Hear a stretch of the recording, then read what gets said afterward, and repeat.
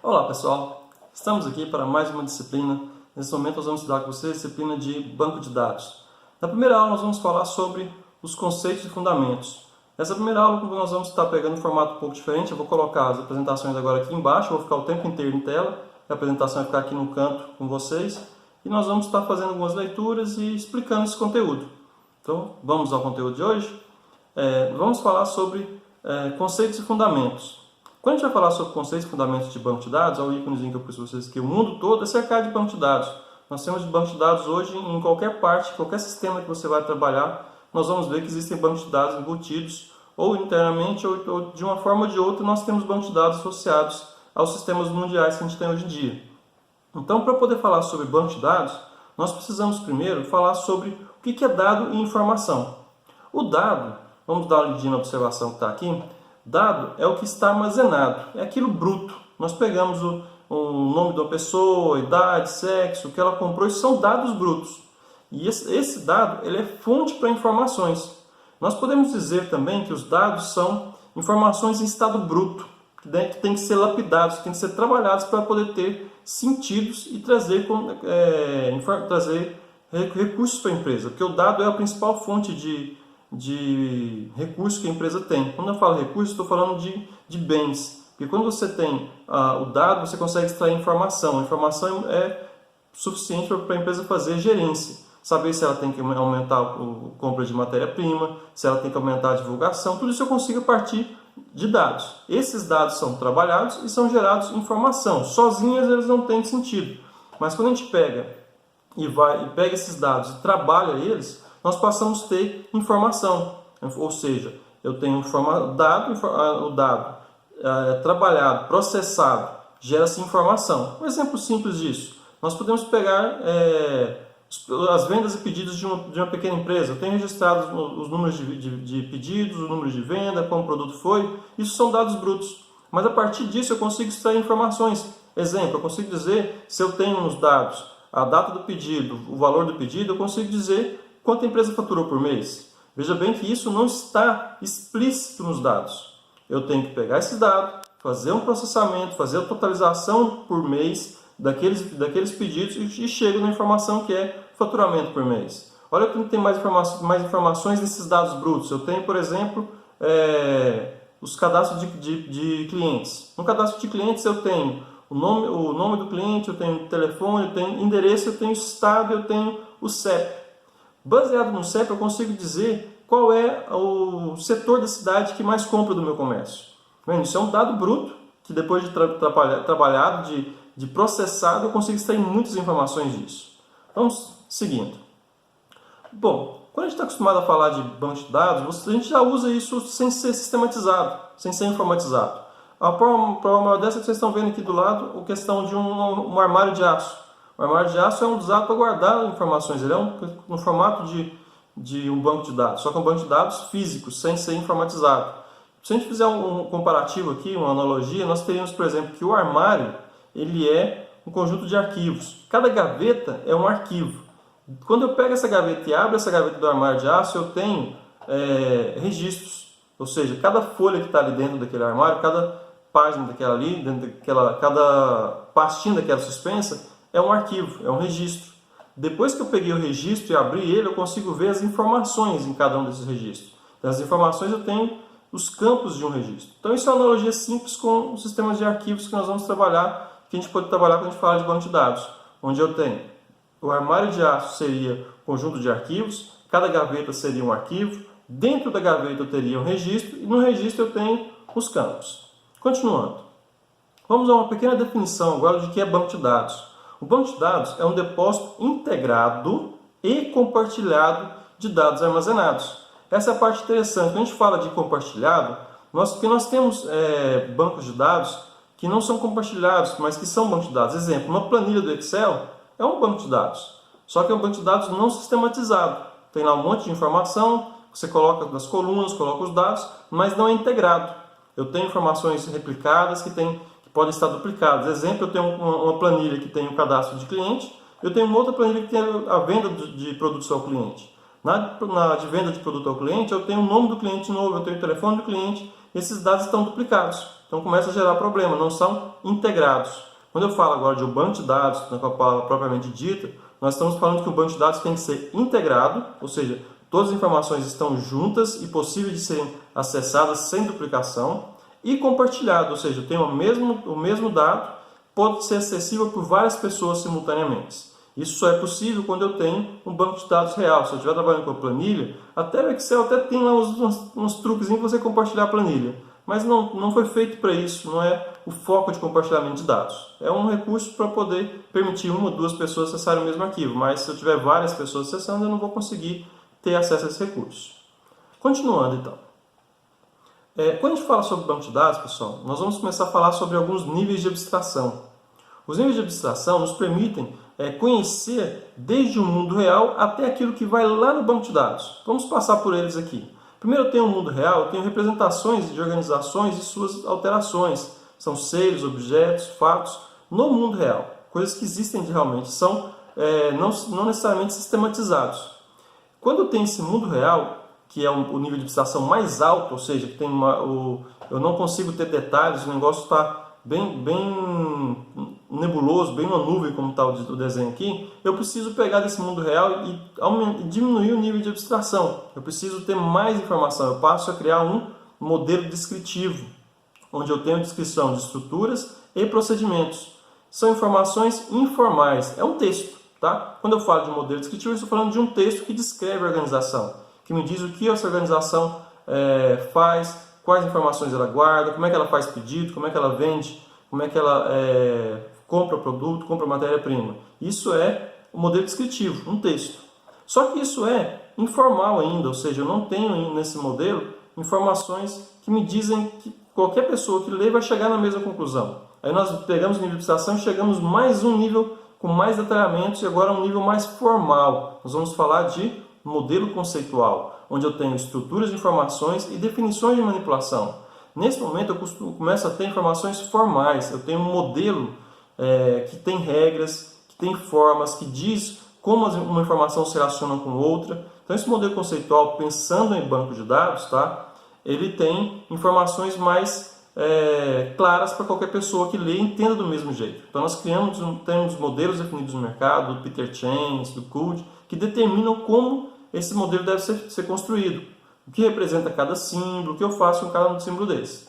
Bom, esse modelo conceitual ainda é conceito. Eu preciso pegar esse modelo e operacionalizá-lo. Ou seja, eu preciso agora criar um modelo operacional. Ou também, na análise estruturada, a gente fala sobre o MO, que é o modelo operacional, onde eu tenho estruturas externas de dados. Eu tenho agora informações de dados, ou seja, eu tinha lá em cima o mundo real, eu fiz um descritivo, eu conceituei, agora eu vou pegar esse conceito e vou realizar um modelo que pode ir para o modelo físico, que pode ir para o banco de dados. Então, a partir desse modelo operacional, nós partimos para o modelo interno, onde eu vou ter agora a representação do banco, das tabelas, de como essas tabelas estão realmente em disco, estão dentro do sistema de banco de dados. Então, eu tenho a representação de bits e bytes. Então, os 5 níveis de modelo: mundo real, que é totalmente aberto; modelo descritivo, que eu crio um texto que me fala como é esse mundo real, o que eu preciso modelar; passo para o modelo conceitual, onde agora eu começo a definir de formas usando mecanismos formais para poder ter uma padronização para que todos entendam do mesmo jeito.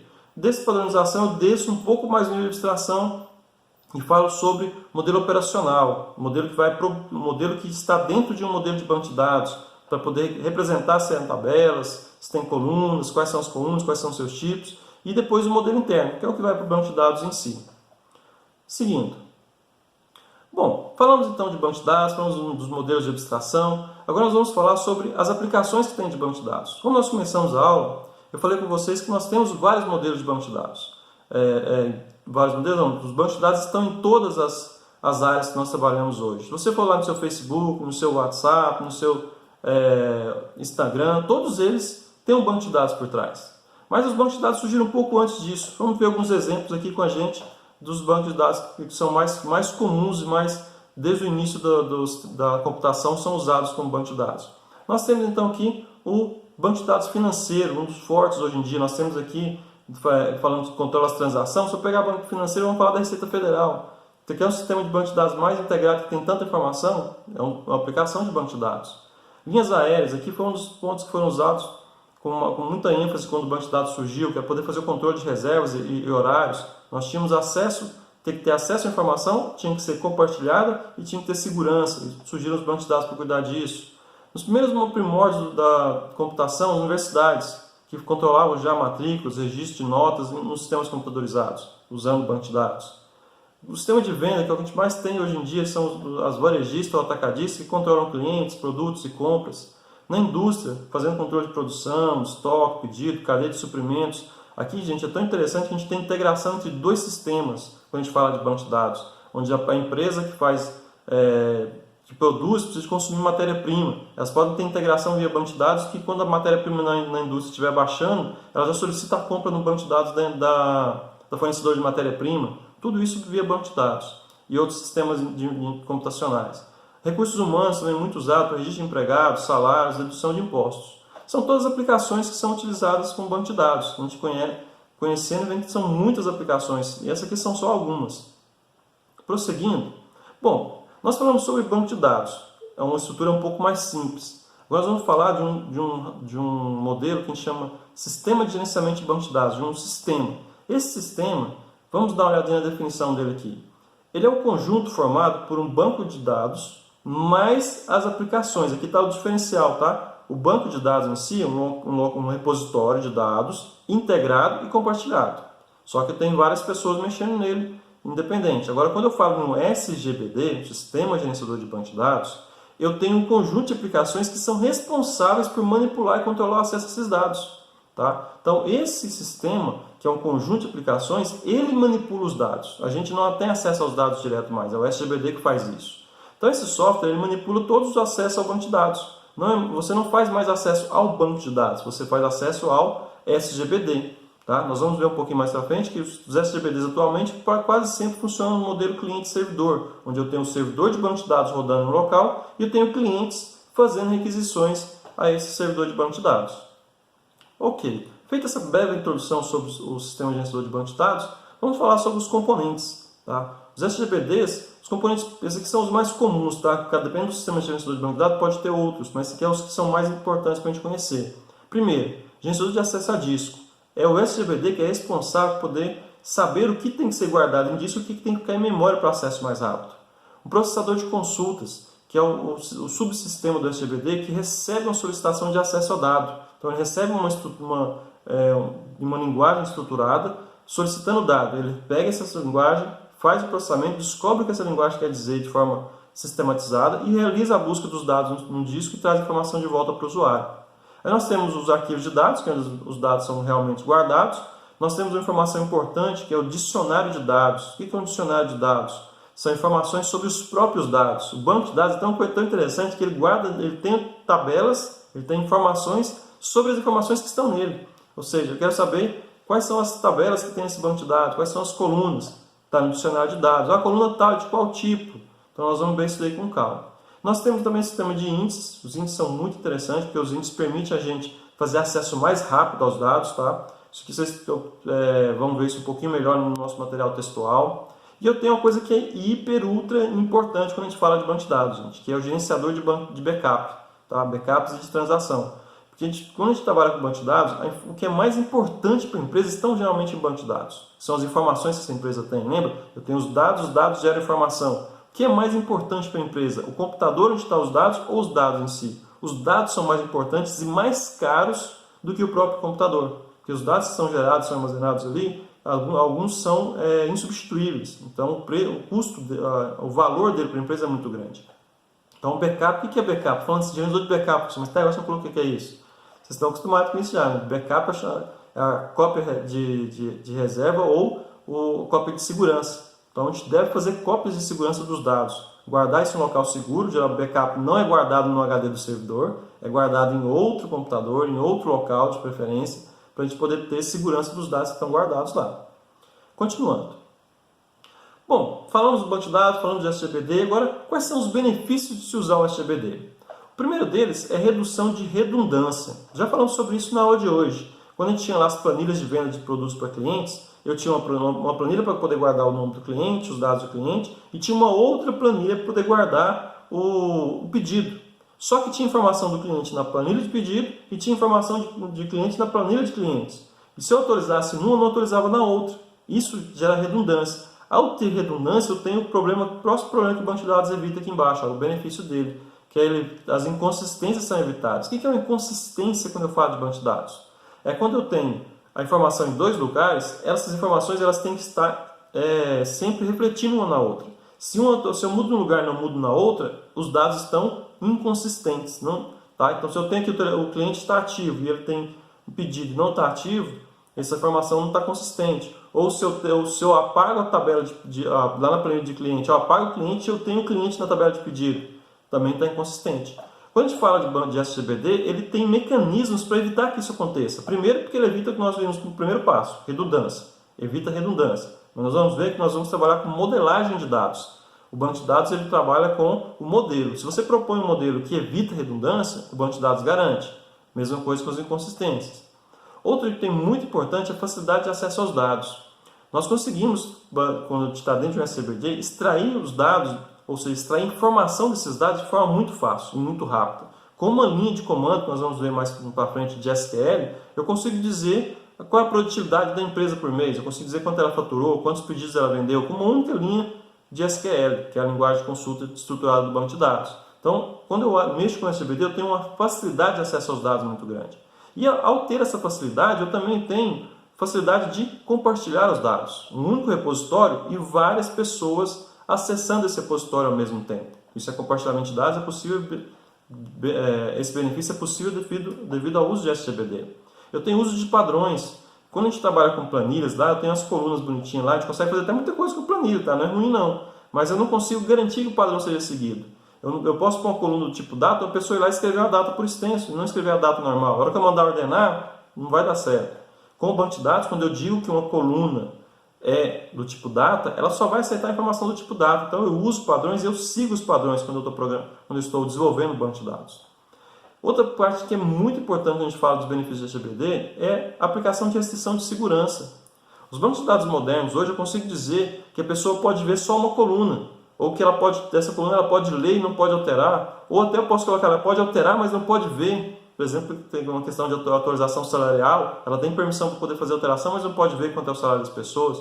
Então, o nível de restrição que o SGBD permite é muito grande. Posso permitir se o usuário tem acesso ou não, se ele pode ler, se ele pode alterar, se ele pode apagar, qual a tabela, qual a informação ele pode fazer acesso, qual a informação ele pode alterar. Então, o nível de restrição que a gente tem com o SGBD é muito grande. E um dos últimos itens que nós estamos aqui nos benefícios é a integridade dos dados. Tá? Integridade é diferente de inconsistência. Integridade é o que eu guardo no banco de dados, eu consigo trazer de volta exatamente aquilo que está lá. Isso é integridade. Inconsistência é informações em lugares diferentes têm que ser iguais. Se elas não são iguais, eu tenho inconsistência. Então, a integridade do banco de dados sempre garante. Os SGBD sempre garantem integridade. Ou seja, o que eu guardei lá é o que eu vou recuperar, garantindo que o dado guardado é o mesmo lido. Agora, inconsistência depende do modelo. O banco de dados ajuda a evitar isso, mas depende do modelo que você constrói. Prosseguindo. Aqui nós temos agora um pequeno modelo para vocês entenderem como é que funciona no SGBD. Quando a gente fala de banco de dados, tá? Sistema gerador de banco de dados, nós quebramos o acesso à informação em duas partes agora. A primeira parte que nós temos está aqui, que é o SGBD em si, que é onde eu tenho um modelo conceitual, onde eu defino o que vai ser acessado, o software de processamento de consulta, o software para acessar os dados, os metadados, tá? Esses metadados é a mesma coisa que dicionário de dados, são informações sobre os próprios dados, e a base de dados. Vendo que o SGBD ele tem um banco de dados dentro dele, ou seja, ele controla um banco de dados. Essa parte que vocês estão vendo aqui é o SGBD, é quem faz acesso aos dados e ao metadado e controla o acesso. Isso é um software. Tá? Esse software executa, só que ele não tem telinha, não tem nada. Ele é um servidor que fica lá esperando alguém chegar lá e pedir, eu quero tal coisa, eu quero tal coisa.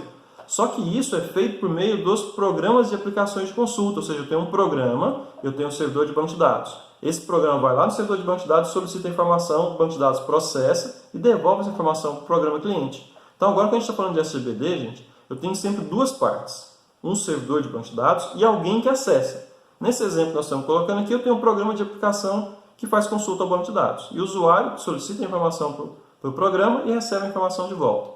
Isso é o nível externo. O nível conceitual é o próprio banco de dados, o nível interno, dos níveis de abstração, é o que está gravado em disco.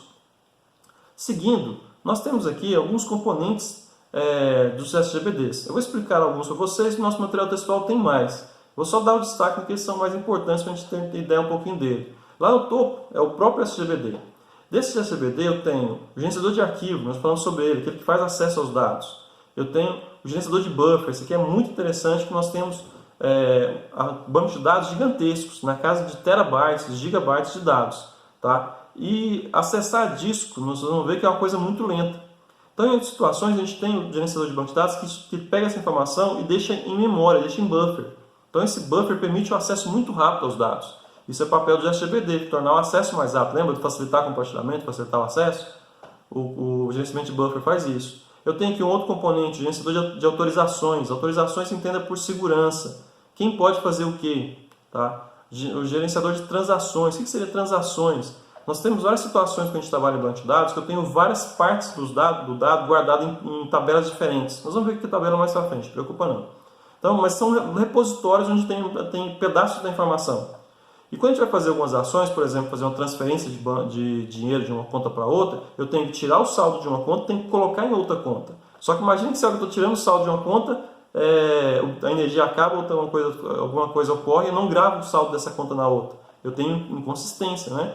Para isso eu tenho um gerenciador de transação, onde eu consigo garantir que uma informação como essa é uma transação. E essa transação ou ela vai ocorrer completa, ou seja, eu vou tirar o dinheiro do lugar e colocar no outro, ou não vai ocorrer nada. Essa matéria mais para frente a gente vai estudar com calma, tá? O compilador de DDL, vamos falar sobre um pouquinho disso aqui no nosso material textual, que é Data Definition Language, linguagem de definição de dados.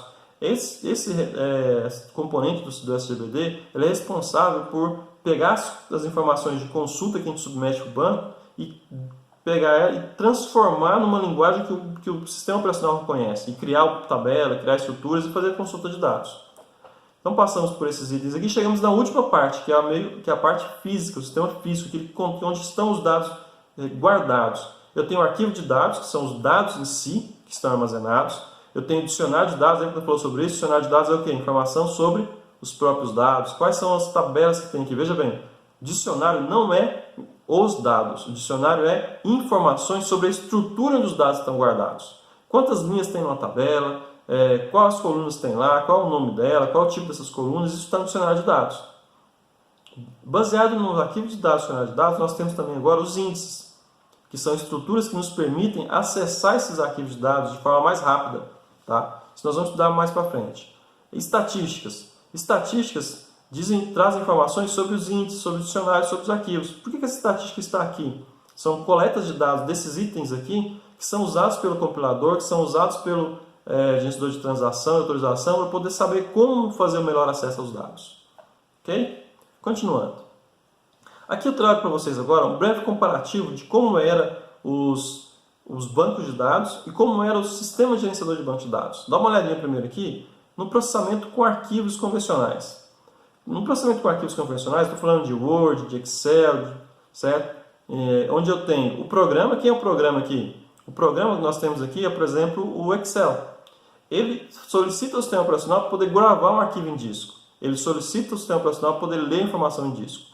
Só que está vendo que eu tenho o programa e eu tenho os arquivos. Quem está no meio? Só o sistema operacional. O sistema operacional não sabe nada dos arquivos que estão sendo gravados. Ele apenas recebe o comando, grava o arquivo para mim, lê o arquivo para mim. Ele faz só isso. Só que aqui tem uma questão interessante, que vocês viram em lógica de programação 2, que era gravar a informação em arquivo. Se vocês brincaram com isso daí, vocês devem lembrar que vocês não conseguiam ler o arquivo de uma pessoa na outra quando tinha alguma diferençazinha. No struct tinha uma coluna a mais, uma coluna a menos, não conseguia fazer a leitura. Por quê? Porque o programa era quem conhecia o arquivo. Então eu não tinha portabilidade, eu não tinha condições de um outro programa acessar esse arquivo sem conhecimentos detalhadíssimos de como esse arquivo é construído. Agora, quando eu passo para o lado de cá, com o sistema de gerenciador de banco de dados, vê como é que é a cadeia. Eu tenho um programa, que é o programa do usuário, ou seja, programa de venda, programa de consulta, de relatório. Esse programa agora tem que acessar, solicitar informações para o SGBD. Olha a diferença. Eu não acesso o sistema operacional direto, eu acesso o SGBD. E aqui no meio, essa chamada externa, eu tenho uma padronização para poder fazer o acesso aos dados. Eu não preciso saber como eles estão armazenados. Eu só quero falar assim, eu quero informação sobre aluno. Eu quero informações sobre o cliente. E ele sabe, o SGBD sabe como chegar ao banco de dados e pescar a informação. Mas aqui, tá vendo que esse processo, essa parte aqui é igual a essa outra?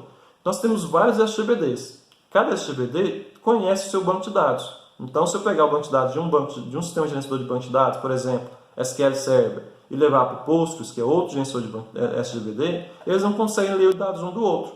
Mas eu consigo mesmo um programa acessar o SGBD, que não Postgres, ou acessar SQL Server, de forma mais simples, porque eu tenho essa camada de abstração, tenho essa camada que faz o acesso aos dados para mim. Isso aqui, inclusive, é indiferente do sistema operacional. Eu posso ter o SGBD rodando em Linux, em Windows, em Mac, e ele vai aceitar consulta de programas diversos, sem ser do mesmo sistema operacional. Então, o que já permitiu fazer isso, que não era possível com arquivo de dados. Seguindo. Bom, agora nós vamos falar um pouquinho, só de forma rápida e sucinta, de alguns exemplos de bancos de dados comerciais. O primeiro que nós temos aqui é o Adabase, que era um dos primeiros bancos que surgiram. Foi um software da AG e da IBM, que era um banco de dados do modelo hierárquico, nós vamos ver mais para frente. DB2, sistema de banco de dados de grande porte. A gente só tem isso aqui, geralmente, DB2 em mainframes, em PowerPC. Hoje em dia tem DB2 que roda em PC, gente, mas não é assim aquele DB2 que faz as mesmas coisas que no mainframe faz. Aqui no mainframe nós estamos falando de capacidade de terabytes, certo? Que o DB2 consegue gerenciar. A gente passa aqui para o Oracle, banco de dados também muito famoso, provavelmente vocês escutaram esse nome. O Oracle é um banco de dados para grande porte, mas ele roda em mainframes, roda em servidores PowerPC, em servidores Intel também. Então, é um SGBD que sai lá até dos pequenos até os gigantes, tá? Então, esses dois aqui são os que trabalham mais com empresas de grande porte, o DB2 e o Oracle. Eu tenho o SQL Server, SQL Server da Microsoft. Isso aqui, hoje os sistemas para Windows, muitos deles usam o SQL Server. Tem versão paga e tem versão gratuita, tá? Não precisa usar pirata nas empresas de pequeno porte, elas podem usar com banco de dados até 8 GB, se não me engano. Postgres, banco de dados, hoje é o banco de dados open source de maior uso no mundo. Tem os maiores recursos que a gente tem de banco de dados, o Postgres suporta. Interbase e Firebase são menos comuns, era mais comum para quem usava banco de dados, usava a linguagem de programação Delphi. Com certeza conheceu o Interbase, conhece o Firebase, porque o Interbase é a versão paga e o Firebase é o Interbase open source, gratuito. MySQL, que é outro banco de dados também, que tem há pouco tempo tinha algumas deficiências quando a gente fala de banco de dados, hoje já está mais evoluído. E o Access, que não é bem um SGBD completo, mas está aqui como um banco de dados que a gente consegue fazer, você consegue ter na sua máquina no Windows. O pacote Office Professional vem com Access, que é um banco de dados até facinho de manipular, com interface mais simples, tá? Mas que falta alguns recursos que nós vamos ver sobre o banco de dados. Continuando, só para a gente poder estar finalizando já essa aula de introdutória de conceitos e fundamentos, vamos passar pelos históricos. Não vou passar por todos, não, mas a gente vai passar alguns para vocês entenderem. O tanto que é uma tecnologia não tão antiga, recente, na verdade quase tudo da área de informática, nossa área é assim, tem menos de 100 anos. Enquanto as outras ciências são milenares, a nossa está aí com 100 anos, ou menos, quase sempre menos. Nós tínhamos em 1945 as primeiras ideias de banco de dados, que eram as fitas magnéticas de armazenamento de dados, que eram igual os fitão na cassete que era guardado os dados. Isso aqui ainda é usado hoje em dia, tá? Só com a capacidade sim, de terabytes. A gente tem fita de 32 terabytes, de 8 terabytes, de 50 terabytes de dados. Em 1961 surgiu o primeiro SGBD, o IDS, Integrated Data Series, que é o primeiro SGBD hierárquico. Nós vamos ver sobre isso na próxima aula, sobre os modelos de banco de dados. Na década de 70, a tecnologia de banco de dados evoluiu, surgiram os projetos de pesquisa de banco de dados, surgiu a questão do banco de dados relacionais, que nós vamos ver na próxima aula sobre o modelo relacional, o Ingress, System R e o Adabase. Então, olha aqui, na década de 70, só lá de 70, nós temos aqui 50 anos que as tecnologias de banco de dados realmente começaram a ser coisas do dia a dia. Também na década de 70 tivemos o modelo relacional, que é o modelo mais usado no mundo hoje, foi apresentado por Edgar F. Could, nós vamos falar sobre esse cara mais para frente. Em 76 surgiu o modelo de entidade de relacionamento, nós vamos trabalhar na disciplina, poder falar sobre relacionamento de entidades, modelar os dados de forma conceitual, para depois descer para o banco de dados. Olha aqui para vocês terem ideia, em 1980, menos de 40 anos, os bancos de dados comerciais se consolidam. Então nós temos o surgimento do DB2, do Oracle, do Sybase. O Sybase é o pai do SQL Server, tá? Depois a Microsoft comprou e virou SQL Server.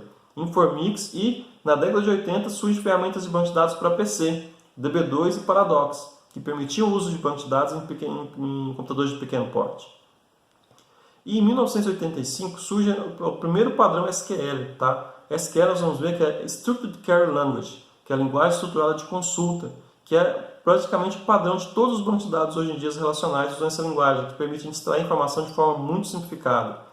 Então, em 1985, 90 dá 35 anos só que nós temos surgido o padrão SQL.